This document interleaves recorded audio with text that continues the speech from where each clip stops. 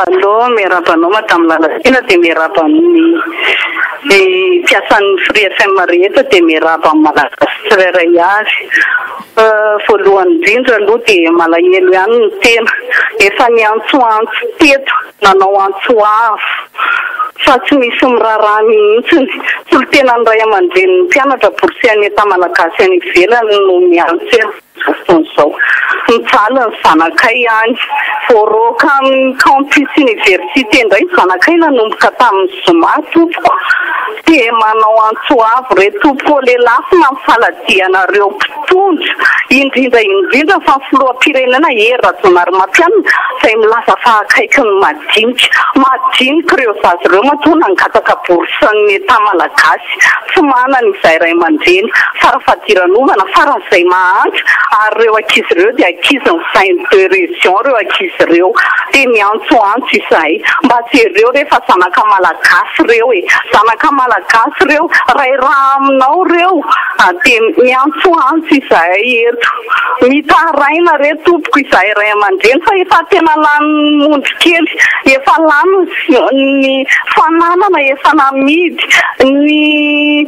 sasany efa tena hoe mitsosa any amin'ny microfinance rehetrarehetra reny efa miakatra tribonaly noho ny tsy fahaloavana amin'ny volan'ny microfinance satria dotoafo loatra le vola lefany amin'ny ankizy dia efa tsy vakan'ny ray aman-dreny intsony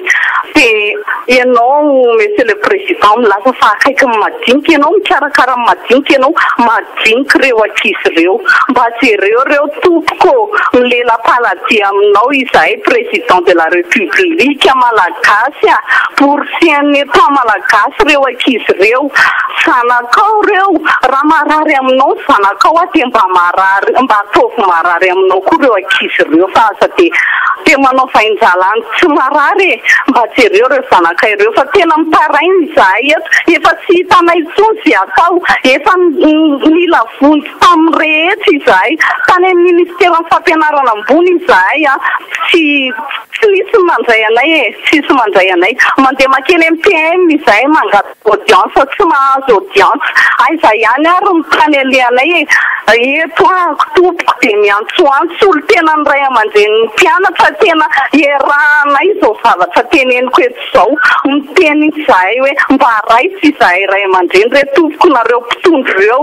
na ny filoham-pirenena izany na ny PM izany mba raitsy izahay mitala aminareo izahay mijaly ireo zanaka ireo fa dia efa hovonoina ho faty izy ireo efa nisy maty anetany ary misy miditra hôpitaly any amin'izao efa niteneninay hoe 3 mois et demi dans le coma le zalahy avany deko io amin'izao fa mbola tsy misy miraharaha ihany fa dia efa ho taperina ho faty ve ireo zanaka malagasy mianatra ao amin'ny ivelany ireo vao hesikinareo mitaraina re izahay tompoko amin'ny lela-paladianareo mpitondra ireo nareo izao ny eo amin'ny fitondrana dia mba ataovy aza atao hoe rupture avec le passé ireo ankizy ireo fa continuité de l'état rejerevana satria raha natao hoe tamin'ny fitondrana teo aloha ireo ankizy ireo dia mbola adidinareo mpitondra amin'izao ireo ka miantsoantso eto izay mbola manao antso avy ihany re tompoko jereo le zanaka malagasy fa aza atao hoe zanaka kiala afo ireo fa zanaka malagasy ireo raha malagasy mikorina any anatin'izy ireo zaza madinika ireo jereo re tompoko misaotra betaka indrindra ny Free FM mba afaka nitarainana teto na dia tsisy miaino ary mba afaka aloha ny ao anatin'ny fo ao misaotra tompoko ya mankasitraka tompoko dia mirary fankahirezana feno ary manatena mihitsy mba ho enony ny ministera sy ny tompona ndraiky mpanjakana izay fitarainana izay tsetsatsiatra fotsiny ny resahako hoe mbola tsy narenesantsika feo ihany koa na indray mandeha aza ny filohan'ny repoblika mikasika andreo mpianatra ny Chine ireo nefa nisy ministra ny vola tamin'ny andro ny teteza mita mahafantatra tsara n'izay situation zay nefa efa betsaka ihany izay fitarainana nataondreo ray aman-dren'ny mpianatra eo zay fa ohatrany hoe tsy eny ny mpitondra fanjakana tokoa ka dia manatena izany sika fa mba hisy andray izay resaka izay fa tsy sanatria hoe hiteny any nefitra fotsiny izany